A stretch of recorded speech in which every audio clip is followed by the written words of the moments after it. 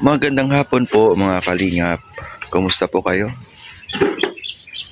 Kami ay heto pa rin, no? Pahirapan pa rin yung ng mga materyales dito. Kaya nagsama-sama po kami nagtutulungan. Pinahakot pa natin yung mga buhangin, no?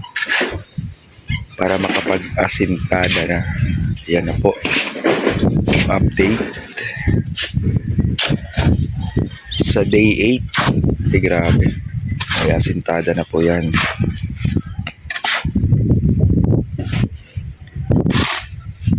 Ito po yung bunga ng pagtitiis at pagkakaisa, tulong-tulong, sama-sama. Tumaas na po yung piling ng mga hollow blocks.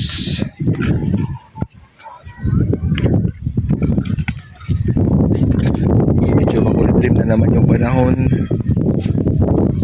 Pero sana bukas may dadaan daw na bagyo dito sa Camarines Norte. Sana ay hindi masyadong masalanta, no, dito sa Camarines Norte dahil. So ito na po yung pinapagawa na CR. Mataas na din yung asintada. Pero medyo sobrang yata to dito. Grabe.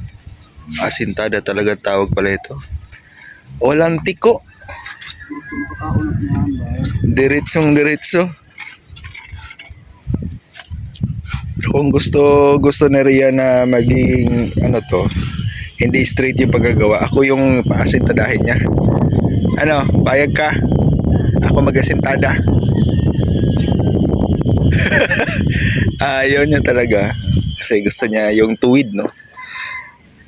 Yung diretsong-diretso talaga yung mga hollow blocks. Ayan.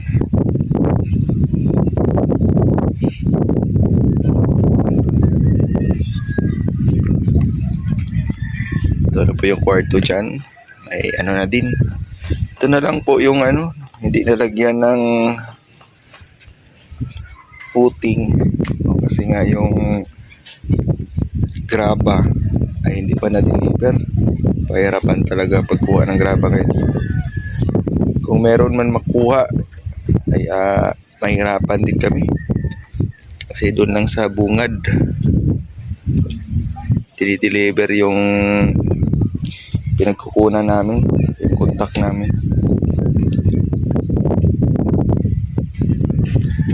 Hindi makapasok sa dulas ng daan dito sa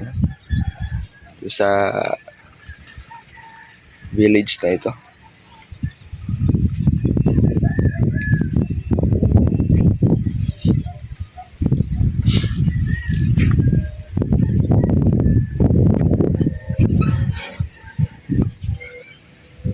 Okay, bilis na po, no? Ang kahapon lang wala pa ito.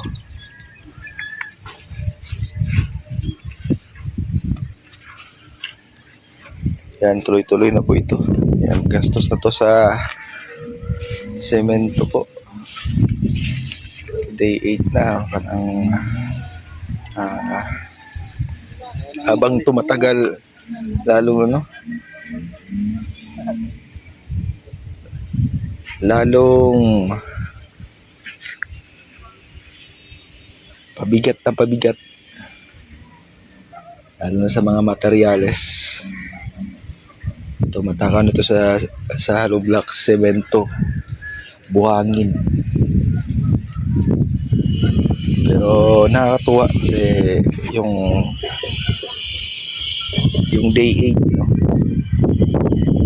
Ay talagang ano masasabi mo sa day 8? Ano yung mga update? Malaki improvement in 1 week. Ito na. 8 days pa lang to. Yan, kita nyo na yung kwarto, CR, ito, kusina. Ito yung ating kusina.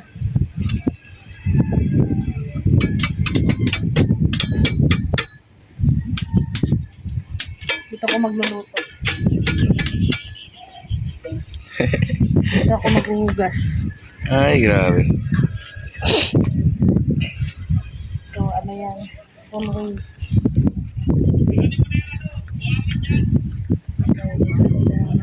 Lababo. Anong feeling na nakikita mo na ano na, Tatayo na? patayo na, no? Siyempre, Eh, tuloy-tuloy na masaya. 'yan. Siyempre masaya. Nakakapagod pero Nakaka-excite. oo, Nakakapagod nakaka-excite. parang hindi mo ano, Umasahan, hindi mo random yung pagod. Oo, samantakin mo, gumigising tayo ng alas 6. Mag-prepare. Punta kami dito mga 7:30. Hanggang gabi na po yan. Walang pahinga. Ang pahinga, hindi kami makakapagpahinga. Salamat pala kay Mr. J. Pinahiram sa atin yung kanyang higaan. Yung higaan niya. Ayan, may ano tayo dyan. May magagamit na kami May mga dyan. gamit na kami na pahingahan. Kasi pag tanghali walang pahingahan, gusto mong humiga pero hindi ka makahiga kasi walang higaan na eh. Ano talaga, yung sa upuan lang. Liga, pikit-pikit lang yung mata.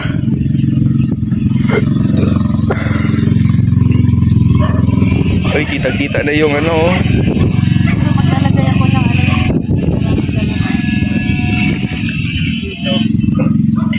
Hindi masyadong kaligyan. Sakto lang. Mm. Yung mga ornaments. Cute lang.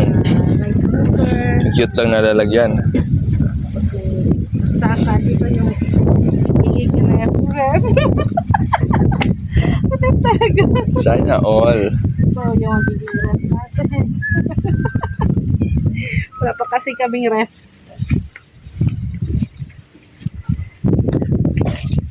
Salad dyan. Saan?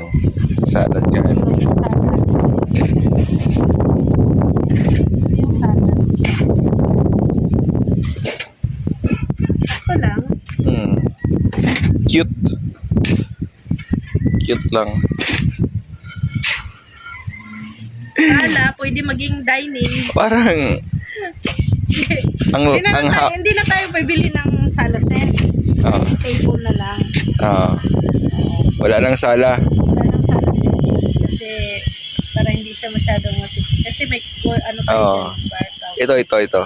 Dito na tayo maglagi. Grabe ang lawak pala niyan. Sa kwarto.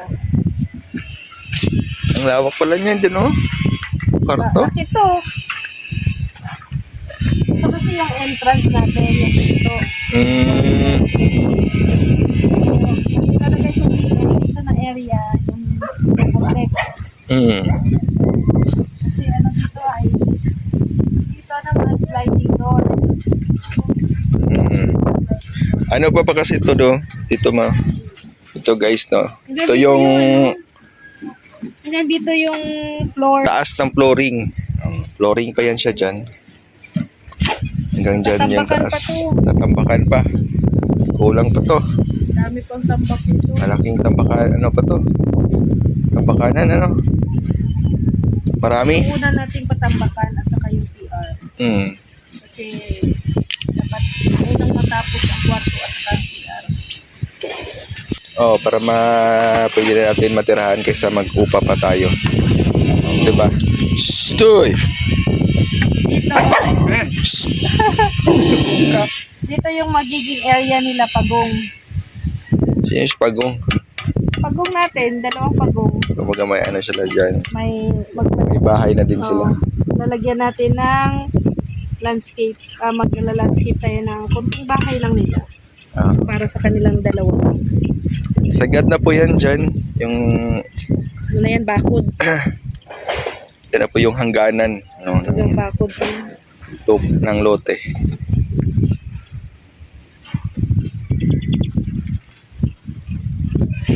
tinaas na kasi namin dito yung ano, yung flooring. Pwede na lang pala kami isang poste, no? Isang poste para ano doon. Front. Ah, Pwede ba? tinaas na namin yung flooring dito. Kasi nga yung daan dyan sa di pa fully developed, no? Baka kung paano na dyan ma-develop na, magtaas pa yung daan. Kaya in advance na lang po namin para kung maglakas yung ulan, di ba? Dito ay abutin dito ng tubig.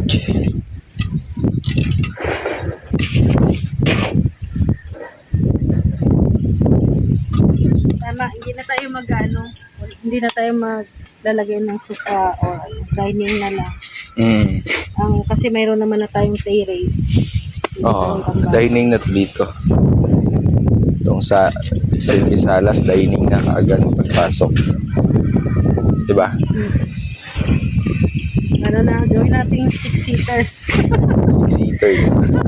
Tapos mayroon tayong counter. Ayan, pwede dami na din yan. So magtambay-tambay doon na kaagad sa kainan. Sa kainan na, magchikat. Grabe yung banding natin, parang busog tayo palagi niyan, ha? So ayan guys, no, nakalimutan, maraming salamat po sa mga viewers, no, palaging nanonood po sa Munting Channel. Salamat po sa inyong support. Shout out po kay Ate Ethel sa lote, no? Talagang sobrang blessed po kami. At thank you po sa tiwala, Ate Ethel. Kay Ma'am Inday Guapa, and thank you so much sa panungula. Grabe, hindi namin inasahan to na masisimulan kaagad. Sa mga nagpaabot po ng mga tumulong at nagpapalakas ng loob din na sa amin, yung nag-pledge din ng mga dagdag materyales. Talagang sobrang thankful at sobrang nakakatulong sa pagpagawa natin ng small house na pinapangarap namin ni Rhea. Siyempre sa Team Kalingap, yan, salamat po sa walang sana po suportahan po natin ang Team Kalingap.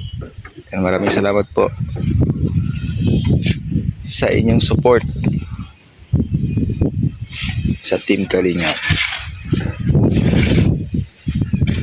So yun lang muna guys, ito yung update sa day 8 at hanggang dito na lang po at magkita-kita po tayo sa nating pagkikita. Ingat po kayo lagi mga Kalingap. God bless po.